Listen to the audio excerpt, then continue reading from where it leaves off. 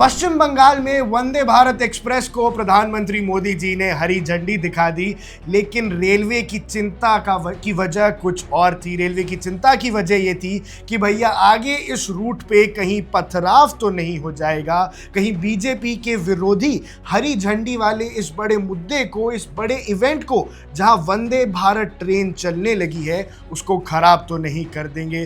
दर्शकों, मेरे साथ मौजूद है वैभव मिश्रा। वैभव भाई, सबसे पहले तो हमें ये बताओ कि ये खतरा मंडराया क्यों और ऐसा क्यों सोचा रेलवे ने? देखिए, जो रेलवे सुरक्षा बल है यानी आरपीएफ, उसने एक पत्र लिखा था और उस पत्र में वहाँ की जो लोकल पुलिस थी, यानी जो लोकल स्टेशन था, पुलिस स्टेशन था, वहाँ के अधिकारियों को कि इस पर पथराव हो सकता है वंदे भारत स्लीपर ट्रेन पर, और कुछ अराजक तत्व हैं जो नहीं चाहते कि पूरा आयोजन सही से हो पाए, और उसको जैसा कि आपने बताया खराब करने की कोशिश में थे।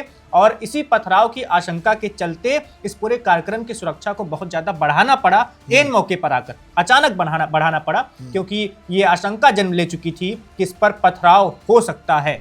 और इसके पीछे क्या कहीं ना कहीं आप ममता का या टीएमसी का हाथ देख रहे हैं, क्योंकि जहां वेस्ट बंगाल में अब इतना बड़ा उद्घाटन हुआ है तो बीजेपी कहीं इससे अपना जो बेनिफिट है, इलेक्टोरियल बेनिफिट, क्या वो इससे ना निचोड़ ले? इस बात से कहीं आपको लग रहा है कि इसी वजह से ये डर ज्यादा था? बिल्कुल, ये वजहें भी होंगी। और इसके साथ ही देखिए, वंदे भारत जब से चली है, नॉर्मल वंदे भारत भी, अभी तो ये पहली स्लीपर ट्रेन भी जिसको हरी झंडी दिखाई गई है, तब से उस पर पथराव कई जगहों पर हो चुका है और पश्चिम बंगाल में भी कई बार हो चुका है, और इस बार भी हो सकता था। वो अराजक तत्व, देखिए अराजक तत्व जो समाज में होते हैं, जो इन सब घटनाओं पर पत्थरबाजी करके या कुछ ऐसा करके वो एक तरीके से उसे बिगाड़ने की कोशिश करते हैं, वहाँ का माहौल तनावपूर्ण बनाने की कोशिश करते हैं, उसको लेकर ये सूचना थी, और इस सूचना के आधार पर पत्र लिखा गया रेलवे पुलिस सुरक्षा बल के द्वारा, और उस पत्र पर कार्रवाई करते हुए पूरे आयोजन की सुरक्षा को बढ़ाया गया। क्योंकि आपको याद रखना होगा कि इस आयोजन में प्रधानमंत्री नरेंद्र मोदी